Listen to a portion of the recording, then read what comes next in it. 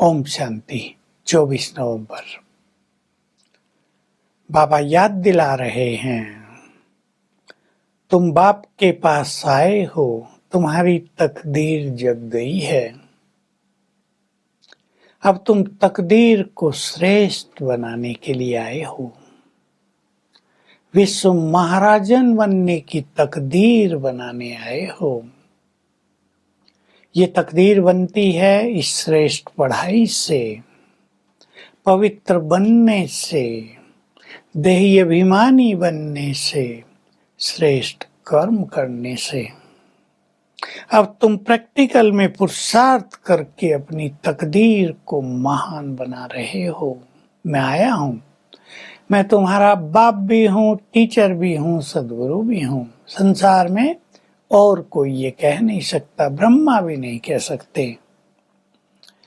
अब मैं कैसे पढ़ाऊं? मैं तुम्हें राजयोग सिखा रहा हूँ, राजाई देने के लिए। तो कैसे पढ़ाऊं? जैसे तुम आत्मा शरीर धारण करके बोलते हो, पढ़ते हो, सुनते हो।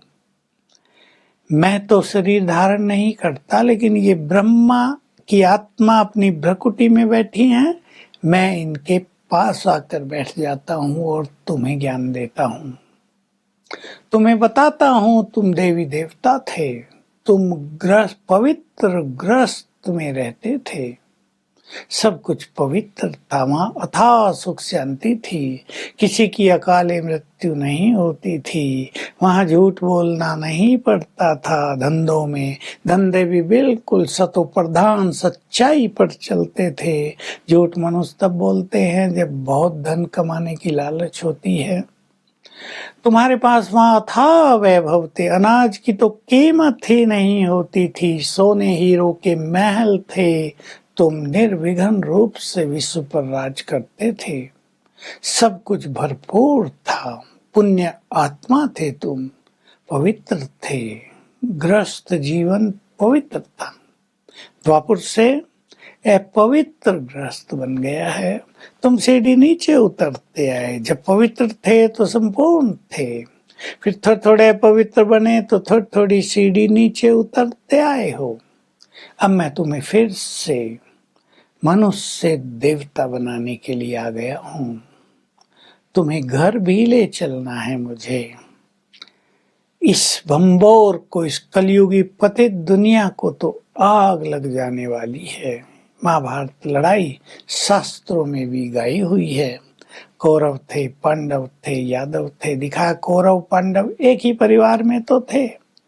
अब तुम भी एक परिवार में रहते हो, कोई ज्ञान में आ जाता है वो पांडव, जो नहीं आते वो दूसरे।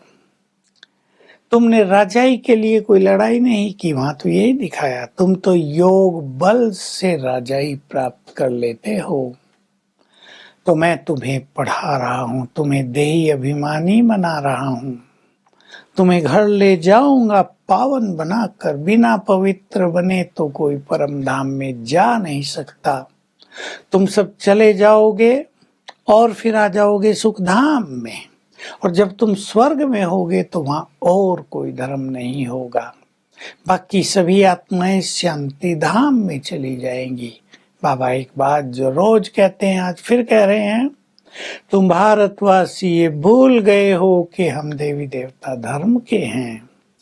देखो एक सिंपल सा नियम है, जब से कोई धर्म स्थापित किया जाता है वो अंत तक चलता है। क्रिश्चियन धर्म, बौद्ध धर्म जब से स्थापित हुआ अंत तक चल रहा है ना। लेकिन तुम्हारा देवी देवता धर्म ही ऐसा है जो गुम हो गया, हिंदू धर्म कहलाने लगा। तो भारतवासियों को जानना चाहिए कि हमारा धर्म तो आदि सनातन देवी देवता धर्म था।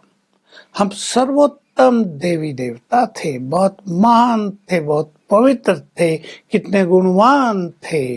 अब पतित बन गए हैं, दुखी हो गए हैं।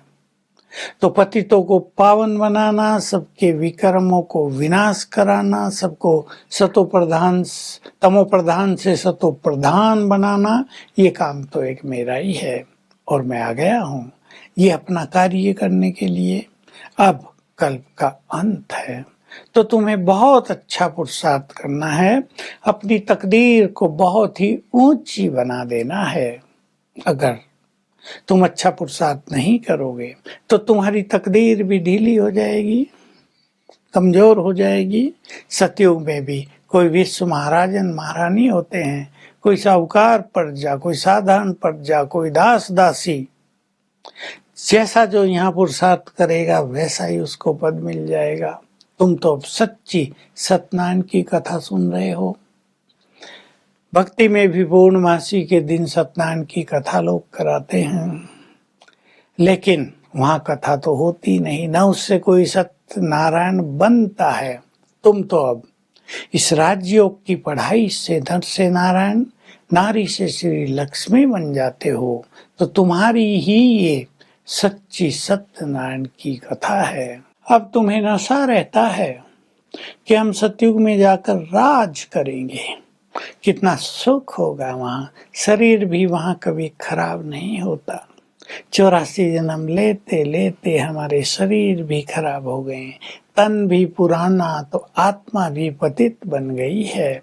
तुम्हें अब सब स्मृति आई है, तो पुनः तुम नर से नारायण बनने का पुरुषार्थ कर रहे हो, अपनी तकदीर ऊंची बनाने का पुरुषार्थ कर रहे हो। इसलिए इस पढ़ाई पे तुम्हें बहुत ध्यान देना है और संपूर्ण पवित्र बन जाना है, ताकि तुम्हें कोई भी सजा न खानी पड़े।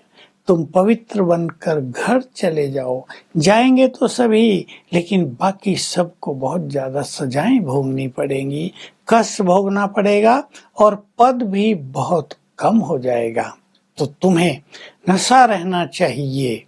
हमारे अंदर 84 जन्मों का पाठ भरा हुआ है, वो अविनाशी है और स्वयं भगवान इस समय सम्मुख बैठकर हमें पढ़ा रहे हैं। आज का वरदान है, सच्ची लगन के आधार पर और संग तोड़ एक संग जोड़ने वाले संपूर्ण वफादार भव।